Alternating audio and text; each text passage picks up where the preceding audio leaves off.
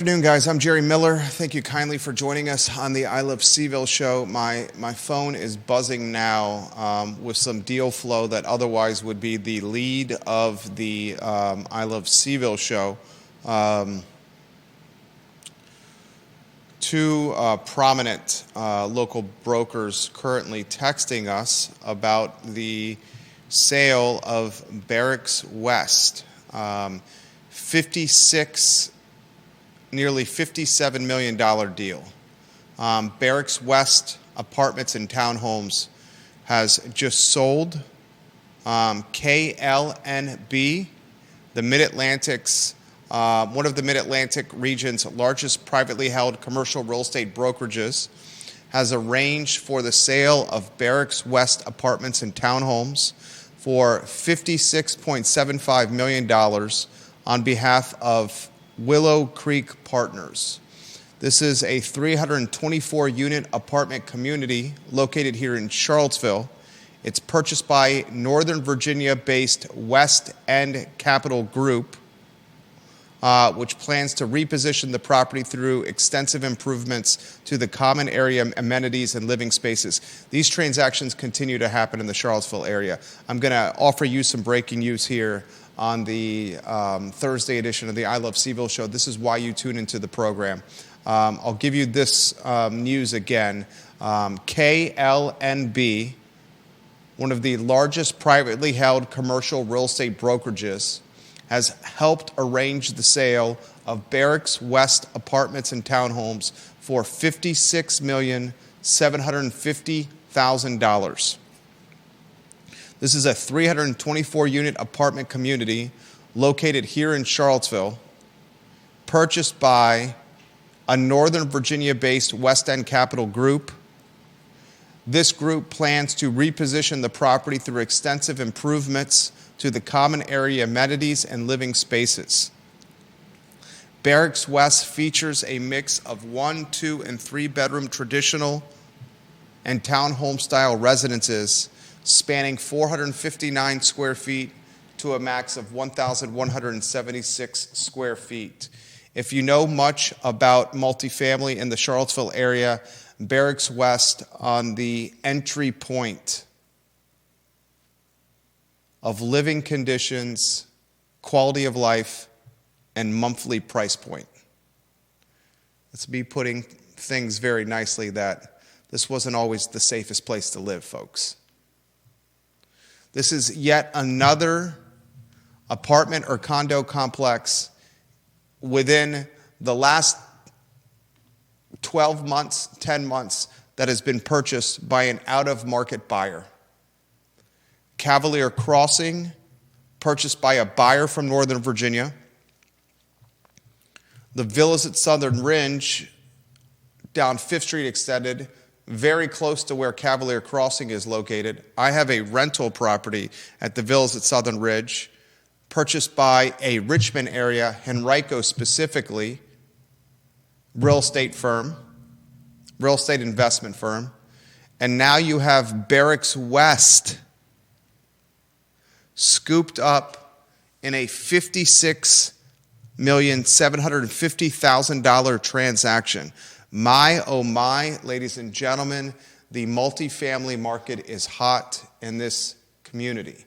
This is all happening at the same time that Greystar is bringing roughly 500 units off of Old Ivy Road.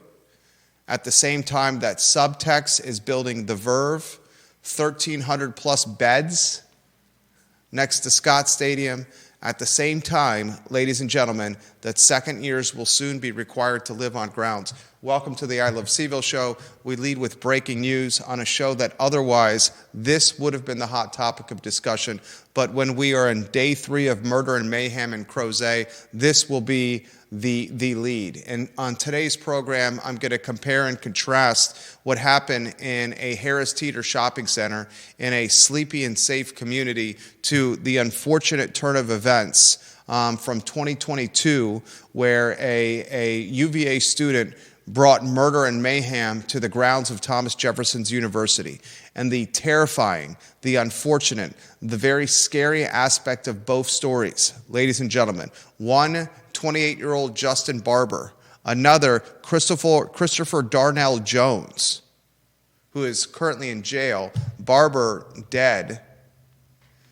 In both sets of circumstances, the authorities had a heads up on paper, a heads up in person, that both shooters were troubled men, troubled and dealing with mental health while in possession of guns. We're going to unpack these stories. We're going to ask the community this question. Is the University of Virginia yet again acting as a bad faith actor with its release of this UVA audit, of this taxpayer-funded report, $1.5 million of our money, a report that still is not in our possession, but is now being released to the parents of the victims of the UVA mass shooting? One of the mothers goes on record. Deshaun Perry's mother, her name Happy Perry, she tells the Daily Progress and Hall Spencer that there is literally nothing in the report. They have taken everything out. And she tells UVA, the print media, and us as a community, tell me what happened on the night of November 13th, 2022. I still do not know what happened to my child. Is UVA acting as a bad faith actor by releasing a report where everything is redacted in the report? We have to ask that question. Also, it seems trivial, but it's in the news cycle.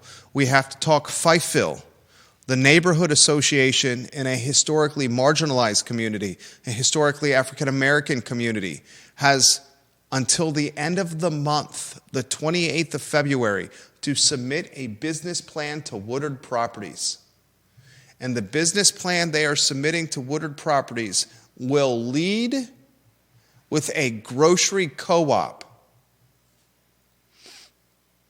as the manager for a boutique grocery store, a grocery co-op led by people with no grocery experience in a space of business, groceries, that is as competitive of any space out there. I want to unpack the Fifeville Neighborhood Association suggesting moving forward with a business plan with a deadline of the 28th of February, their choice to select people from the neighborhood, a co-op model, as the best path to manage and lead a boutique grocery store forward. So much to cover on the Thursday edition of the I Love CVille Show. Charlottesville Sanitary Supply, 60 plus years in business. Judah Wickower, online at charlottesvillesanitarysupply.com. Friends of the program, John Vermillion and Andrew Vermillion, are the type of people we want to see 60 years in business from now, which would put it in the neighborhood of what? 2085. Nothing more I would love to see than Charlottesville Sanitary Supply on East High Street and online at charlottesvillesanitarysupply.com, in operation in 2085. 60 years already in business. How about another 60 years, ladies and gentlemen? So much to cover on the program. We highlight the fine folks at Charlottesville Business Brokers, an offshoot of our firm. Charlottesville Business Brokers is brokering deals left and right, including one that's going to close on the first few days of March, a significant closing.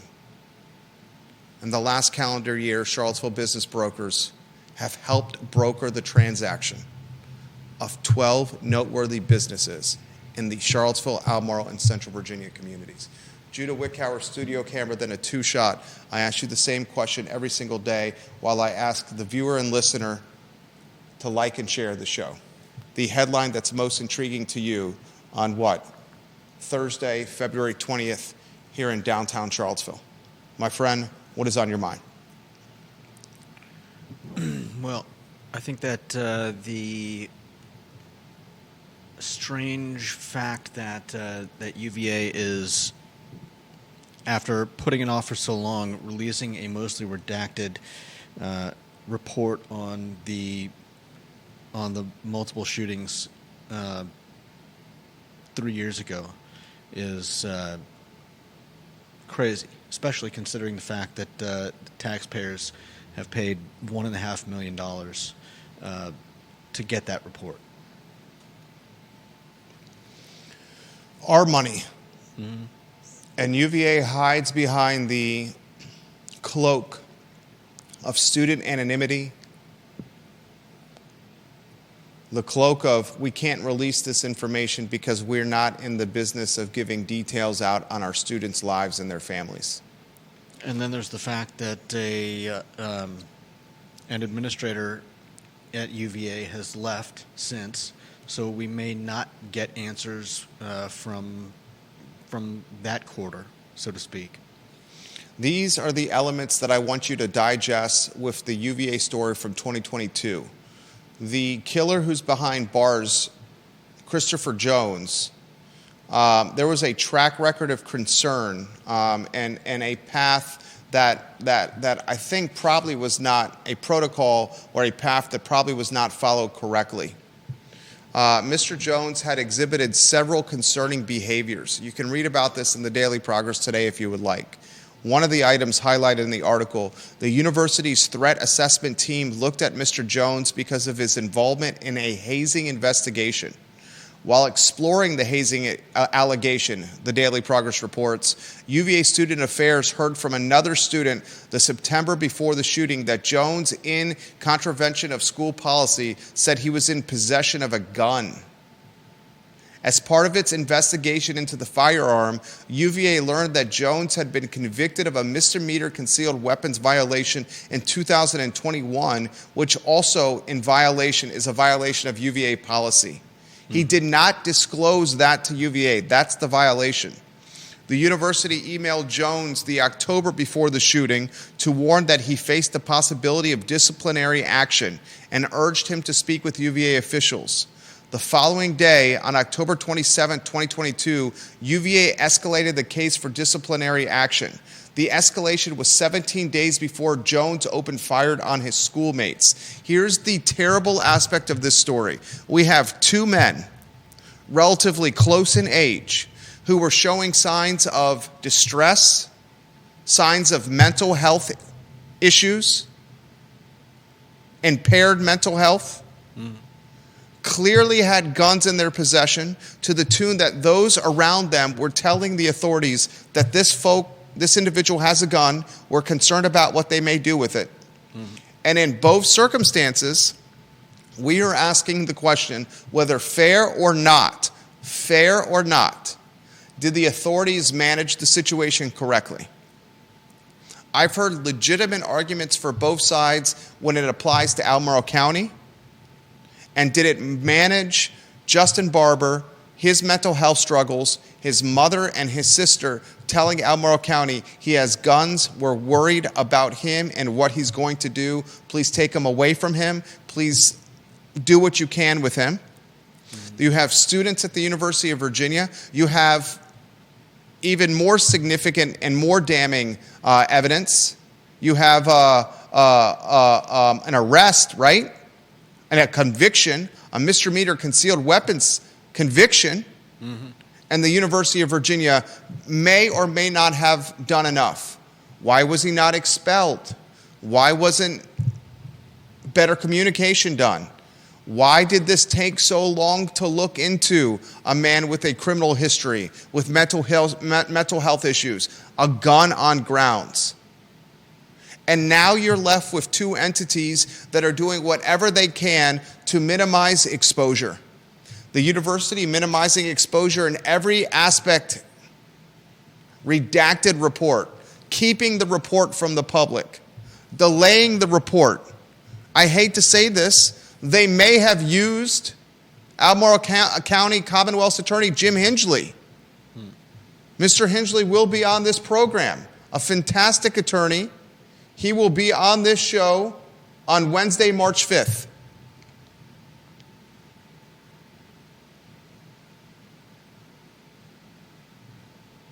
UVA is doing what's best for UVA. And what's best for UVA is not the right play here. A report that clearly highlights what was done wrong throughout this is the right play. When my 6-year-old gets in trouble at home or at school, we sit him down, we asked him what he did right, what he did wrong, the decision-making employed to get to that point. And then we ask him to apologize and to communicate what was done incorrectly. The University of Virginia is choosing a path instead of hiding things in a taxpayer-funded report, delaying the report as much as possible. And it's not until Commonwealth's Attorney Jim Hingley said, you know what, we can release the report, that UVA said, all right, let's get it out there. And when they sent it to parents, they sent it in a way where they couldn't forward it to anybody else. They literally emailed it to parents with encryption where it could not be forwarded to other people, Judah. And the report they provided the parents of the dead football players, one of the moms, Deshaun Perry's mom, is saying, there's literally nothing in here. Yeah. I still don't know what happened to my child on November 13th, 2022. She gives Mr. Hingley props and says the statement that he read in court, the Albemarle Commonwealth's attorney, that they read in court, I learned more from that statement than I did from the report provided by UVA. Yeah. On a day where we are still reeling and still trying to figure out, navigate the emotional trauma of murder and mayhem in Crozet, there are eerie, sadly eerie coincidences, similarities, links with Justin Barber and Christopher Jones, and how authorities and parties, loved ones, friends, interacted with the University of Virginia and Albemarle County Police. Yep.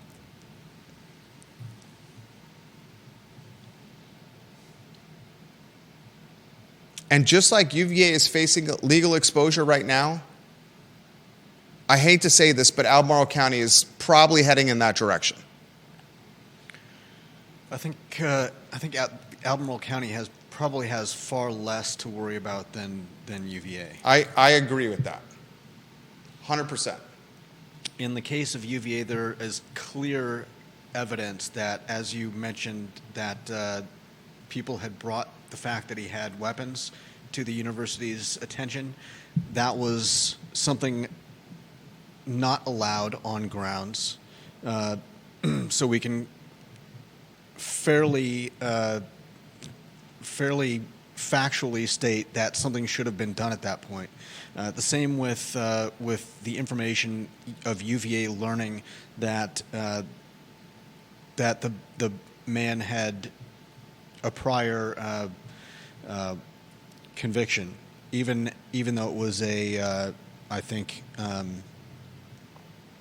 well, what do you call it? It's a misdemeanor. Yeah, and so that's another thing that, as you mentioned, should have been a major red flag. Huge red flag. Something should have been done, and nothing was done.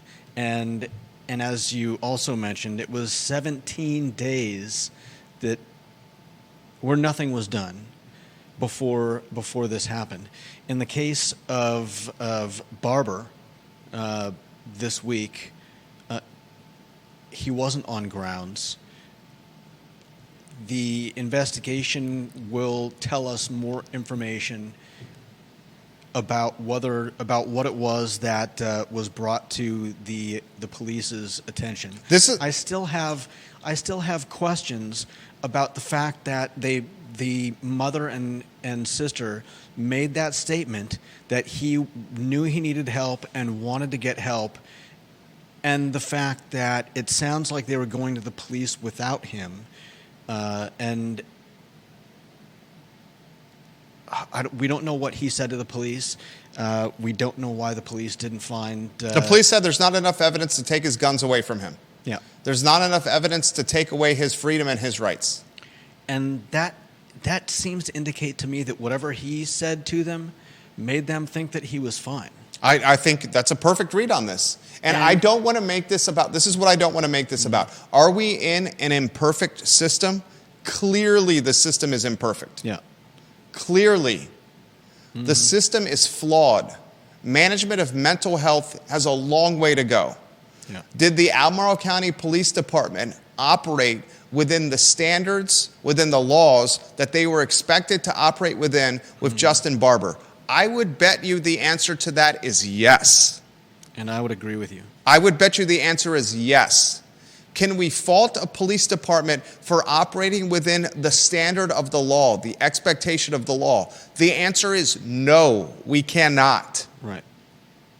However, if I was the family of retired nurse Diane Spangler and banker Peter Martin, who has 2 young daughters and lives in Crozet, and now there's 2 young daughters that have to figure out a future without their father and primary bread earner of the family, there is an attorney that is certainly out there that, I hate to see this, but it's the world we live in, that sees opportunity.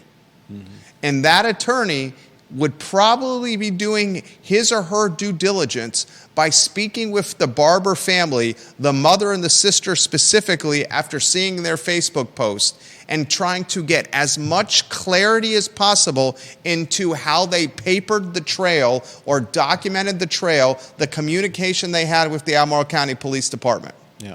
And that documentation of trail, that papering of trail, is what is going to go a long way in determining exposure for the Albemarle County Police Department and Albemarle County as a jurisdiction in totality. If there's a very well documented trail, guns, danger, mental health, scared, he's saying he's going to hurt people, he's saying he's going to shoot people, he's saying things like he's going to kill people. If it's that type of documentation, and this is all ifs and hypothesis right now. If there's that kind of documentation and paper trail, then goodness gracious, something is going to materialize from a legal standpoint here. And if you compare and contrast it to the UVA killing, think about it. The similarities are scary. 2022, you had a young man dealing with mental health issues, a young man that was overachieving for the large portion of his life. Mr. Jones came from a very low-income neighborhood. Some folks would describe it as a ghetto in Richmond. Made his way to UVA because of his talents on the football field. Showed tremendous upside in the classroom. Had a bright future, but struggled with mental illness and being bullied. Gets a gun. People around him are concerned that he has a gun. People around him are saying mental health concerns. There's a misdemeanor conviction for having a gun. And authorities at the University of Virginia did next to little, if not anything at all, to try to keep safety in play on grounds. And now UVA finds itself potentially as a bad faith actor because the report that highlights how they managed this mass murder, 3 football players dead, 2 others injured, the report that's being released, despite it being funded by taxpayers, is so redacted that Deshaun Perry's mother, named Happy, says, I can't read anything here. There's nothing for me. What does she say in the article? How they sent this report to me keeps me from being able to print it or forward it. Did she not say that? I think so. I mean, well, it may have just been that there's nothing even worth printing or... No, she has, in this article, find the exact language in there. It's toward the bottom. She said she received a copy of the review in an encrypted format. We can't forward it. We can't print it, she said. Yeah. Listen to that. They won't tell us what they're hiding. UVA sent a report to the mother of one of the dead football players.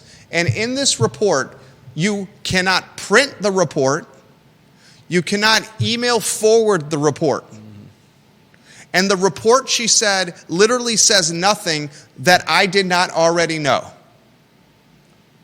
Do you put yourself in the position of the mother, the father, the siblings of one of the 3 dead football players? Yeah. A key aspect of emotional or grief closure is knowing what happened and how we got to this point. Yeah. And here the University of Virginia is sending her an email. Imagine this, opening your inbox, seeing the report on the subject line of your inbox, opening the email with the report, subject line, UVA report on your inbox, and then reading the report and everything is blacked out with a highlighter, Yeah. a Sharpie. And then you say, oh, I want to send this to his brother, his sister, his grandma, his granddad, the attorney, my preacher, my priest, my friend. What do you mean I can't forward this? I can't forward this email?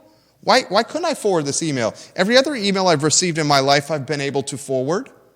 Okay, if I can't forward it, I must be able to print it. Let me hit print and send it to my Hewlett Packard that's in my home office. What do you mean I can't print this?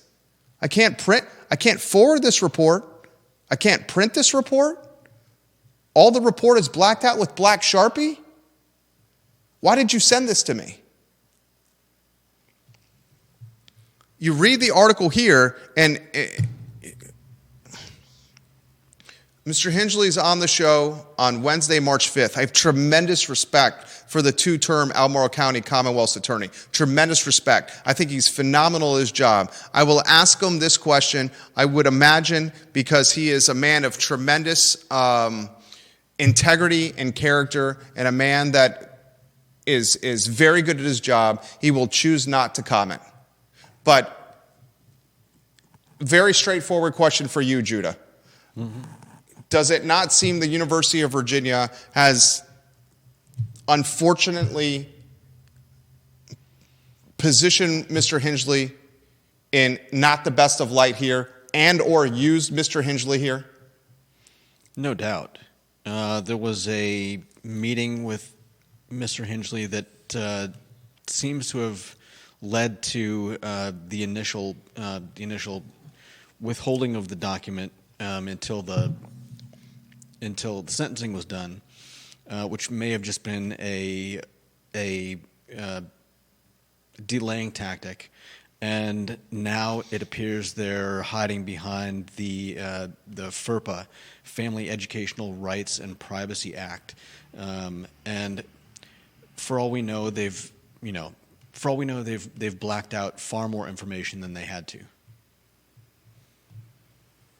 And that is, I think, the look of things when one of the family members gets it and says, "You might as well not have sent this." Yeah. Deshaun Perry's mom has said, "You're insulting me by sending this to me." Yeah. A slap in the face. Make sure you're rotating the lower thirds on screen, please. There's various the comparisons between what happened in Crozet and the events leading up to Crozet and what happened on grounds in 2022 are obvious. Obvious.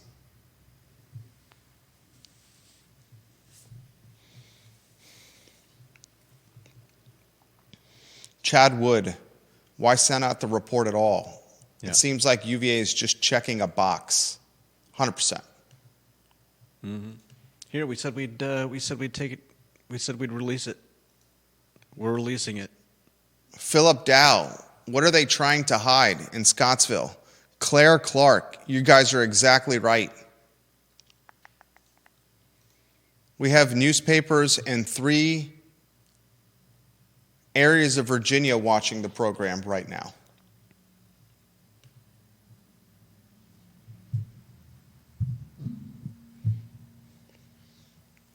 And I would encourage legacy and traditional media to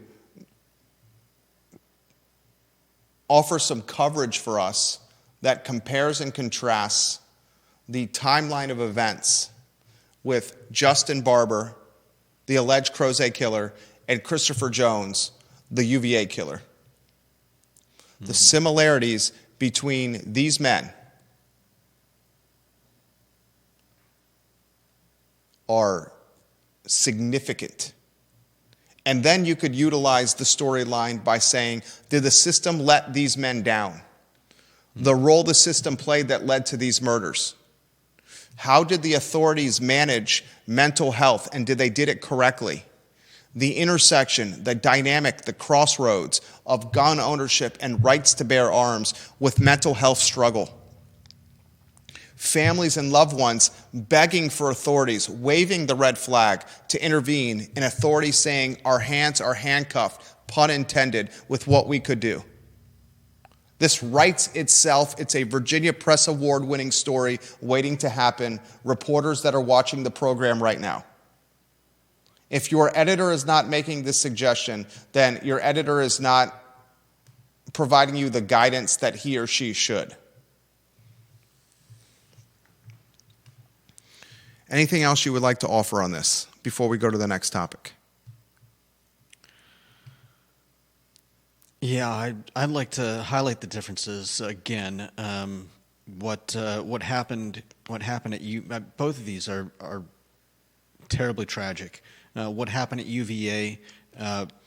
Currently, the information we have shows us that there was actionable information that UVA should have done something about. The fact that they knew he had weapons, and the fact that they found out that he had not revealed that he had a misdemeanor charge against him, also concerning weapons. I think both of those add up to the fact that something should have been done and wasn't. The look is, as you said, incredibly similar with Barber, but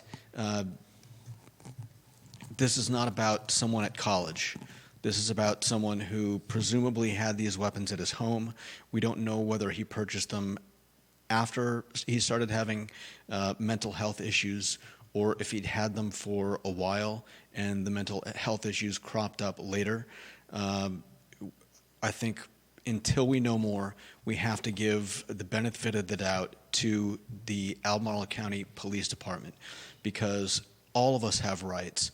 And without question, go ahead, please. I apologize for interrupting. You can't just go talk to the police and point at someone that you think should have their weapons taken away. You think their rights should be taken away by having them potentially arrested and put in a mental health facility. If you honestly sit down and ignore all the rest of the noise and think about that fact, if the police had the right to come knock on my door and drag me out of my house and put me in a mental health facility, that is terrifying. And when they start having the ability to do that, then you should be really scared. This is a horrible situation, but we can't just sit here and armchair talk about the fact that the police should have done this or should have done that or did something wrong. This is a person who had the right to go about their daily life, and it's terrible that they chose this route, but we don't know yet whether the police had any grounds with which to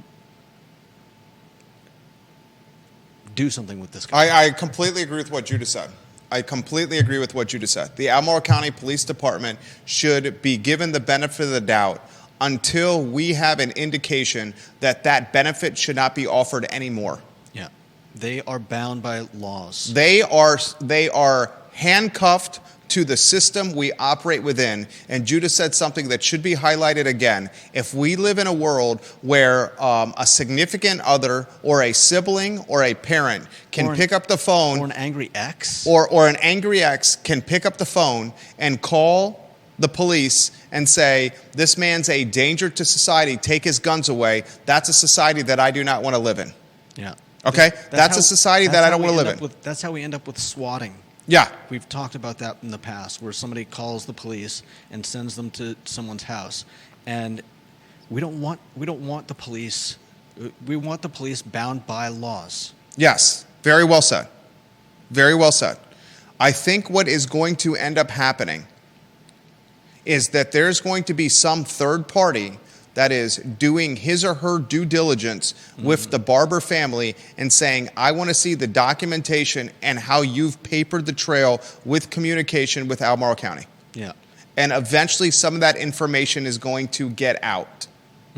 In the press conference with Colonel Reeves of Albemarle County, a press conference we played, was it yesterday or 2 days ago? 2 days ago? May have been yesterday. Losing track of time, these stories are making time. I think it was yesterday. Was it yesterday? Yeah, I don't think there was anything coming out on Tuesday. In that press conference, Colonel Reeves, I think it was 2 days ago. Maybe, who doesn't matter. Check ilovecville.com for our content. In that press conference, Colonel Reeves made the statement, the Albemarle County Police Department, and I'm paraphrasing, had an interaction with the 28-year-old alleged Crozet killer. And he left it at that. He did not want to speak to the significance of the interaction because it was an active investigation. And then after that press conference, the mother and the sister released a statement highlighting what they detail was significant interaction with police. Yeah.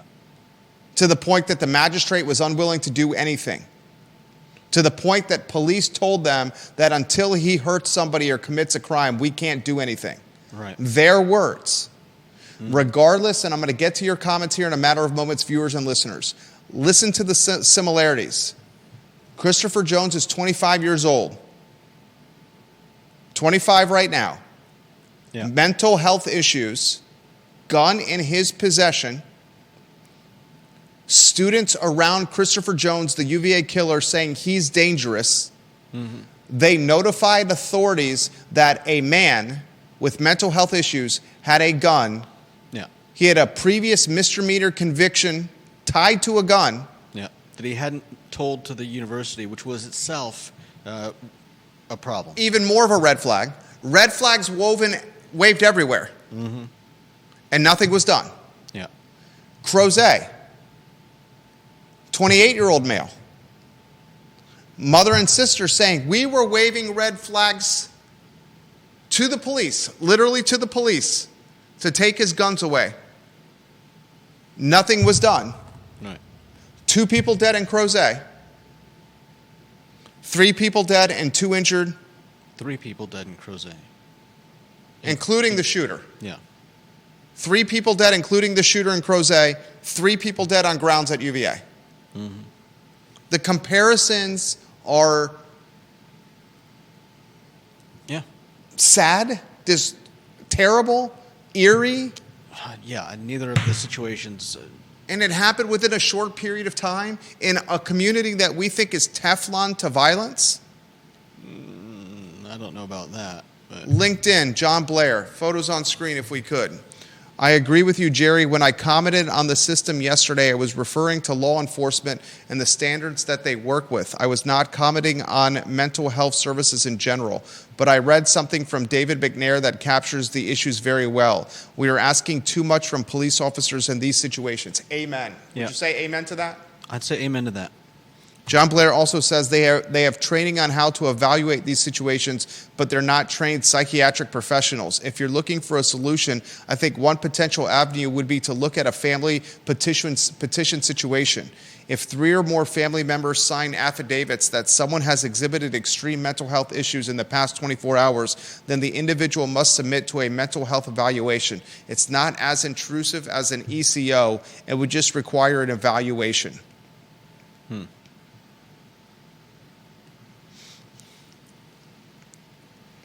And that may have been what happened that led to the police's interaction with Justin.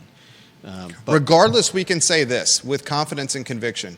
The way the University of Virginia managed and handled Christopher Jones was significantly more, at this point of what we know, significantly more negligent, significantly more dangerous, significantly more rooted in malpractice than what we know has happened so far with Albemarle County. University of Virginia in some ways turned a blind eye to this. Yeah. It was like the three monkeys on the iPhone with the emojis, covering the eyes, covering the ears, and covering the mouth. Yeah, something should have been done. And to further their bad faith, to further their negligence, how they've managed this report and how they've played and used people along the way Does not win them any points whatsoever. reeks of self-serving at best, Yeah. reeks of corruption at worst. Yeah. And few will have the gumption and the confidence or the platform to make a statement like that, but we do. This reeks of self-serving at best and corruption at worst. And it's happening at the very same time that UVA Health is under the microscope for changing medical charts to maintain performance standards, leveraging what? Backroom dealing, right? Meeting with the. Telling doctors to overcharge patients. Oh yeah, that's what. Yeah. Literally telling doctors to overcharge patients, and if you don't do this, you're not going to get promotions. Not to mention changing charts. Changing medical charts to maintain rankings in national publications. That's And this is scary. happening at the exact same time that students were pepper sprayed on grounds at UVA for a pro-Palestine protest. Yeah. This is all happening at the same time that Jim Ryan has 13 people on the Board of Visitors appointed by Glenn Youngkin. I can tell you an individual right now that is having a hard time sleeping is the $1 million plus compensated president of the University of Virginia. No doubt. At the same time, he's released a redacted report where the mother of one of the killers has said, "You've given me nothing. This is an insult. You won't even let me print this or forward this to people." Yeah. Why would she want to? There's nothing in there. At the same time, the health department, the UVA Health, the hospital system, is being accused by its own employees of changing medical charts to maintain performance standards and overcharging patients, profits over people, profits over safety, profits over health, profits over staying alive. And at the same time, 18, 19, 20, and 21-year-olds were pepper sprayed by the state police. Jesus. And somehow we have to go to the next topic on the I Love CVille show. It really puts things in perspective, grocery stores and Barracks West being sold and significant deals. But that's the show. Today we were going to interview the UVA Innovators of the Year. Last night I canceled that interview. Judith, did you see the email where I postponed the scheduled interview? Yeah. When are we going to try to reschedule that interview? Hopefully it'll be next Thursday. Explain to me how on this show today I was going to be able to have a conversation with 3 UVA professors about innovation success as we're still navigating the emotional trauma of death in Crozet in front of a grocery store. The disconnect would have been a bit jarring. It would have been lacking taste, poor timing, not reading the room. So I postponed the interview at 8:15 last night. And to the credit of the 3 UVA professors, they say, "We understand. We're willing to come on when you think the timing is right." So thank you, UVA professors. We'll try to do that next week. Yeah. Somehow I have to segue into a grocery store conversation. And the grocery store conversation I find to be, frankly, concerning. We have a neighborhood association, if you want to put that lower third on screen. The Fifeville Neighborhood Association that believes the best path of attack, the best path of performance is for the neighborhood to run a grocery store with a neighborhood co-op. You're talking one of the most competitive lines of business in the world where profit margins are single percentage. You're going to be competing against the Harris Teeters, the Wegmans, the Food Lions, the Krogers of the world. You're going to do it in a tiny footprint with not much parking in a historically marginalized financially community. And then you're going to ask the individuals that live in the historically marginalized community to be the leaders, the shot callers, the business decision makers of the grocery store. And then the neighborhood association has said it's going to go to city council and ask for millions of dollars to help it make this project a reality. Well, they've already given some. How? Okay, I have a sincere question for you, okay? There's 5 people on council that determine the budget for Charlottesville. If a neighborhood association creates a co-op of neighborhood residents, and that co-op of neighborhood residents goes before council and says, we want you to give us millions of dollars more to help us create this grocery store, partner with Woodard Properties, the developer, and bring this grocery store to our neighborhood, should council not ask the question, why will we give you taxpayer dollars to you folks who have zero experience running a grocery store? If council gives these folks who have no experience running a grocery store millions of dollars of taxpayer money, I'm going to go before city council and say, council, I would like millions of dollars to expand the real estate empire that I own. Oh, and by the way, I have 18 years of experience in real estate.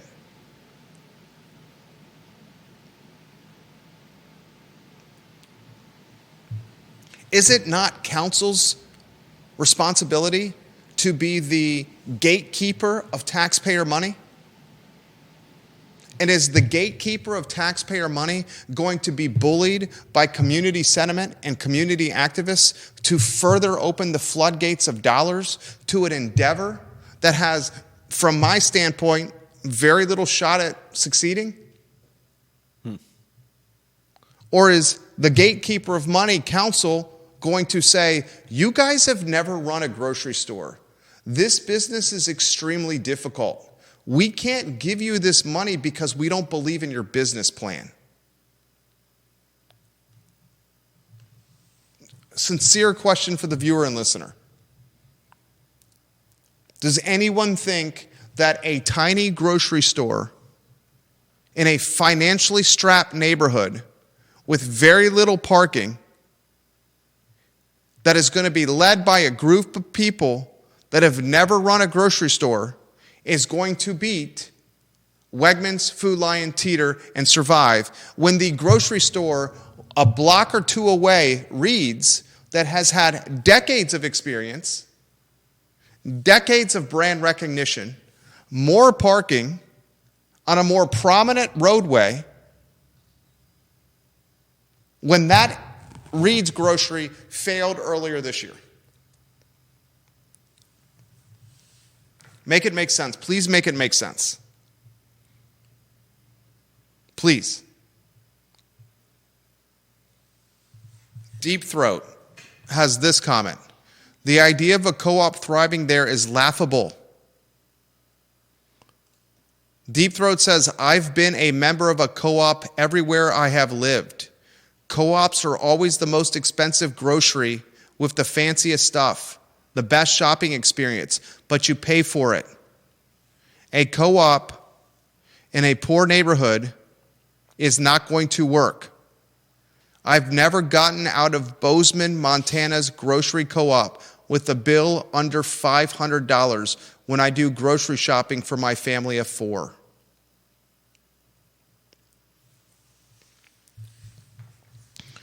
All I'm doing on this talk show is being reasonable and sensible. That's it.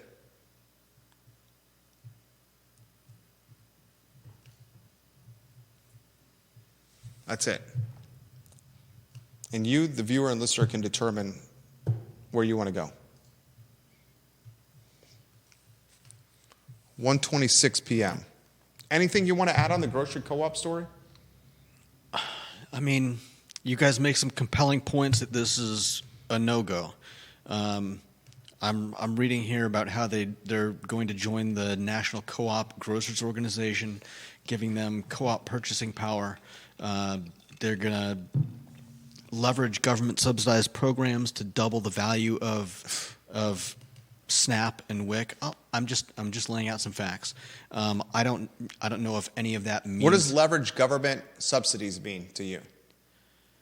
It means that Leverage government subsidies. What does that mean to you? what that means to me is that they're going to attempt to Ask for taxpayer money?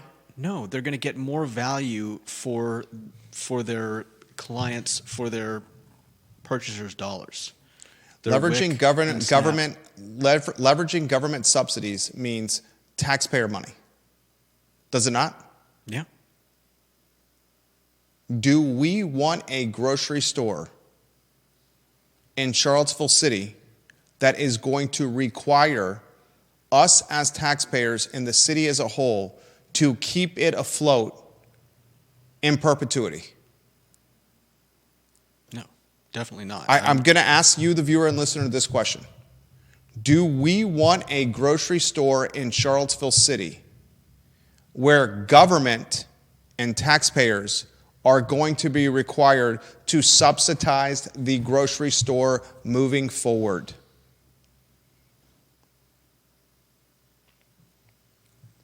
Think about what we're doing here, folks. And I'll tell you, the absolute geniuses of all of this, you got to give it to Woodard and Woodard Properties. A project approved based on possibilities, and as Deep Throat said, rainbows and unicorns.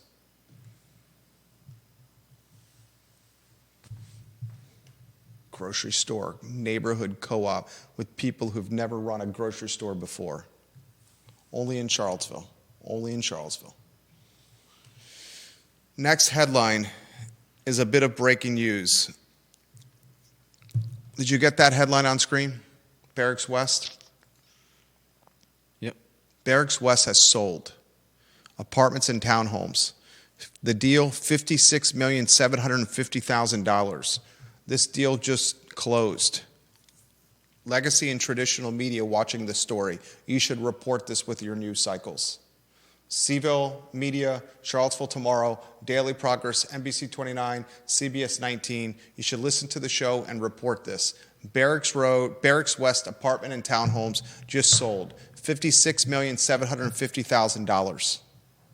The buyer, Northern Virginia West End Capital. They plan to reposition the property through extensive improvements to the common areas and living spaces. Barracks West is a mix of 1, 2, and 3 bedroom units that range in size from 459 square feet to 1,176 square feet. Ladies and gentlemen, listen to the show. Listen to what I have to say, okay? In the last calendar year, Cavalier Crossing sold. In the last calendar year, I don't want to say calendar year, in the last 12 months. In the last 12 months, Cavalier Crossing sold. Let me see when it sold.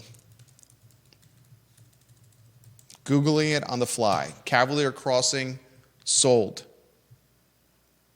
In May of 2024, Cavalier Crossing was sold for $20,500,000 to Bonaventure Multifamily Income Trust out of Northern Virginia. Okay? So write these down if you could, please, sir.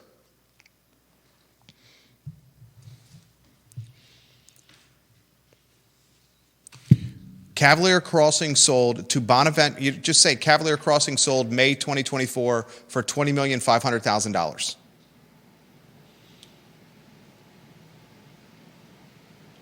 Sold when? May 2024. $20,500,000.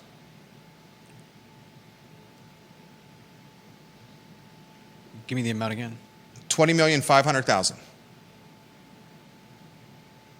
You had the Villas at Southern Ridge sell. We broke that news on the I Love CVille show. And the Villas at Southern Ridge sold for, I'll give you that here in a matter of seconds. You know the date? Yep, I got to look for it on the I Love Here it is. Found it on the I Love CVille Network. Henrico, Virginia-based real estate firm Levy & Co. paid $11 million to purchase a stake in the condo and rental complex Villas at Southern Ridge. I did some reconnaissance. They purchased 101 units, 101, for Levy & Co. I gave you the amount, right? Yep. 11 million. Now we're breaking some additional news for you. This is why you watch the show. We try to bring in the elements of professionalism, the elements of business into this show for you, the viewer and listener, to learn from. This is news as I interpret it, as the deal flow that comes across our desk. Barracks West apartments and townhomes sold for $56,750,000. $56,750,000. The buyer is a firm out of Northern Virginia, West End Capital Group. So Cavalier Crossing sold in May, right? Yep. Is that what you wrote down? Yep. And the Villas at Southern Ridge sold in December. Okay. We're here in February. So March, April, May. And the last 9 months, Judah, in the last 9 months, we've had 3 major multifamily existing apartment and condo complexes sell. Mm-hmm. What were those totals? $20,500,000, right? Yep. 20.5, 11 million, and 56.7. 11 million plus $56,750,000. In the last 9 months, we've had $88 million in multifamily transactions in the Charlottesville area. $88 million in the last 9 months. Yep. And the 3 complexes that were sold are at the bottom level or the entry point of affordability, meaning they were the most affordable units possible in Albemarle and Charlottesville. Mm-hmm. This is going to be a lead of tomorrow's show. It would have been the lead of today's show if it was not for Murder and Mayhem and Crozet, if it was not Albemarle, the University of Virginia acting as a bad actor, and if it wasn't for nutso-ness bananas on a co-op trying to run a grocery store in Fifeville. $88,250,000 in transactions in the last 9 months in Charlottesville and Albemarle County in the multifamily space. Mm-hmm. And every single one of those buyers is going to look for return on their investment. And every single one of their buyers are doing the same plan. Let's make the amenities better, and let's take the properties that we purchased that we're renting, that were not owned, mm-hmm. and let's boot out the tenants that were paying the low money. Let's put some stainless appliances in there, some better hardware, some better lighting, some better carpet, maybe some hardwood floors, and then we're going to sell the units, or we're going to rent them at 2x the price or sell them at 2x the price and roll them out in phased sold projects that are sold in phases. There is not an ounce of affordability that's being created in the city of Charlottesville through any zoning changes, ladies and gentlemen. If you continue to read commentary on social media that changing zoning and adjusting the new zoning ordinance will breed affordability, you need to call those people out and say, stop it, enough already. You are wrong. You have no idea what you're talking about. You're an activist. Stick to activism and let the people that actually do real estate for a living, someone who's been in it for 18 years, you're listening and talking to one, tell you how it really will play out. From day one, I told you that plan would never work. The Thursday edition of the I Love CVille Show. Judah Wickhauer was on point today. My name is Jerry Miller. Thank you for joining us.